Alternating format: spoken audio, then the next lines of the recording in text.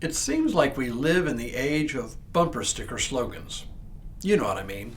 Slogans short enough to fit on a bumper sticker that people use to convey strong convictions, often political convictions. Sometimes they feel like gospel truth, but sometimes we have a sense that they're wrong, but we can't quite articulate why. Paul was no stranger to this feeling. Hello, I'm Stuart Baskin, pastor of First Presbyterian Church of Tyler, Texas, and this is your daily devotional for Tuesday, March 18th, 2025. Apparently, we are not the first generation to contend with bumper sticker slogans. Paul had to deal with them too. Well, obviously there were no cars to carry bumper stickers, let alone stickers to plaster on the back of them, but there were slogans people used in order to justify their actions, rightly or wrongly.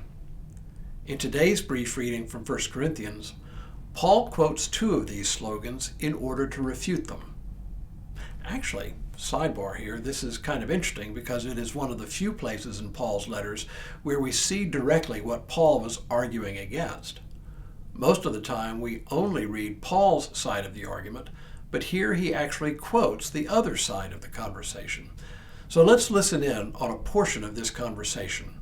Paul writes, "All things are lawful for me, but not all things are beneficial. All things are lawful for me, but I will not be dominated by anything. Food is meant for the stomach, and the stomach for food, and God will destroy both one and the other. The body is meant not for fornication, but for the Lord, and the Lord for the body. And God raised the Lord, and will also raise us by his power." So it's easier to see when you're actually reading the text for yourself, but Paul is quoting two different slogans in order to refute them. The slogans are, "All things are lawful for me," and "Food is meant for the stomach, and the stomach for food." From a certain perspective, both of these slogans were true as far as they go. Paul himself argues in almost all of his letters that Christians, and especially Gentile converts to the faith, are free from following the law, meaning the law of the Old Testament. This was because of Paul's unbending belief that we are saved only by the grace of God. Rigid adherence to the law for Paul was a form of spiritual pride, making people believe that they earned their salvation apart from Christ, a total non-starter for Paul. So when people quoted the slogan, "All things are lawful for me," they were essentially quoting Paul back to himself. But as with most slogans, this one can be taken to a ridiculous extreme. And that's just what Paul points out. Yes, he says, you are right that you are free from the law's dictates, but that doesn't mean everything you are theoretically free to do is helpful. It doesn't mean that just because you are free to do something, that thing is good, either for you or for the larger community. To put it more succinctly, just because you can doesn't mean you should. Paul actually has a second retort to this slogan, one that at first glance doesn't make much sense. "All things are lawful for me," he quotes, "but I will not be dominated by anything." What's that about? Well, keep in mind that he's in the middle of a discussion about a wide variety of sinful behaviors, from a man living with his father's wife, to people in the church resorting to civil courts and suing each other, to greed, to the practice of prostitution. What ties all of these things together is that they are acts driven by passion. And whenever we act out of passion, out of strong emotion, we tend to lose control to those passions. Or to put it in different terms, we allow ourselves to be dominated by our passions, whatever they may be.